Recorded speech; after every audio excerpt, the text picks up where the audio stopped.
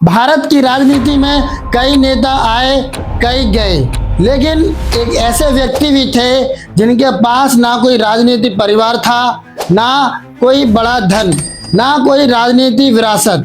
फिर भी उन्होंने भारत की राजनीति का गणित बदल दिया। उन्होंने एक नारा दिया, जिसकी जितनी संख्या भारी उसकी उतनी हिस्सेदारी।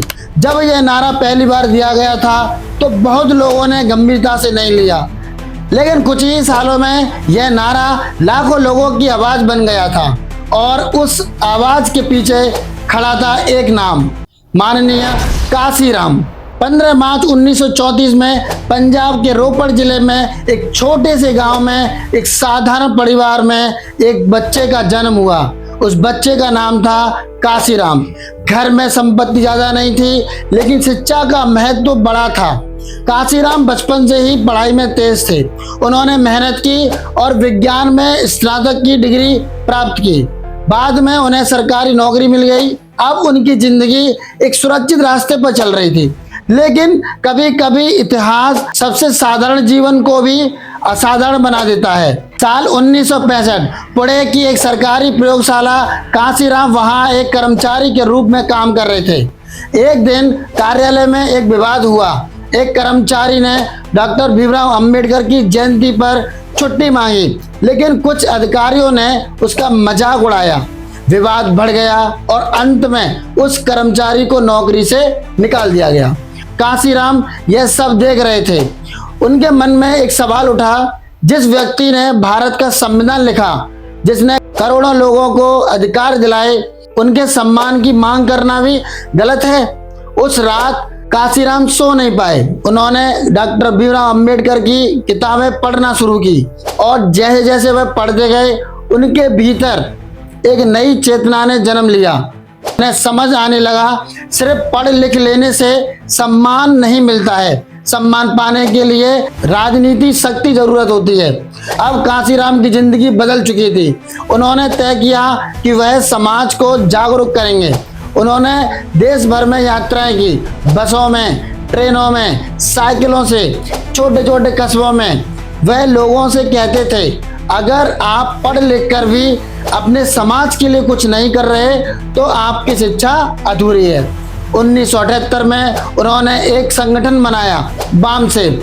यह संगठन पिछड़े और दलित सरकारी कर्मचारियों को जोड़ने के लिए था। धीरे धीरे एक बड़ा आंदोलन आकार लेने लगा, लेकिन काशीराम जानते थे, सिर्फ संगठन बनने से व्यवस्था नहीं बदलती। व्यवस्था बदलने के लिए सत्ता बदलनी पड़ती है। 1981 में उन्होंने एक नया आंदोलन शुरू किया, दलित शोषित समाज संघर्ष समिति DS4, और यहीं से उन्होंने यह नारा दिया जो पूरे देश में गूंजने लगा, जिसकी जितनी संख्या भारी उसकी उतनी हिस्सेदारी। यह नारा सिर्फ शब्द नहीं था, यह सदियों के संघर्ष की आवाज था। साल 1984 में काशीराम जी ने एक राजनीतिक पार्टी बनाई, बहुजन समाज पार्टी। लोगों ने कहा यह पार्टी कभी सफल नहीं हो सकती, लेकिन माननीय काशीराम जी को अपने मिशन पर भरोसा था। इसी दौरान उनकी मुलाकात हुई एक युवा शिक्षिका से, नाम था मायावती। काशीराम ने उनमें एक भविष्य की नेता देखी। उन्होंने कहा, यह लड़की एक दिन बहुत बड़ी नेता बनेगी, और इतिहास गवाह है 1995 में बहन जी मायावती उत्तर प्रदेश की मुख्यमंत्री बनी। यह काशीराम जी के आंदोलन की सबसे बड़ी जीत थी। काशीराम का जीवन सिर्फ राजनीति नहीं था, यह एक आंदोलन था, एक ऐसा आंदोलन जिसने करोड़ों लोगों को अपनी ताकत का एहसास कराया। उन्होंने साबित किया, अगर समाज संगठित हो जाए तो इतिहास बदला जा सकता है। 9 अक्टूबर 2006 काशीराम इस दुनिया को छोड़कर चले गए, लेकिन उनकी सोच, जब भी बहुजन आंदोलन की बात होती है, सबसे पहले एक नाम लिया जाता है, माननीय काशीराम जी।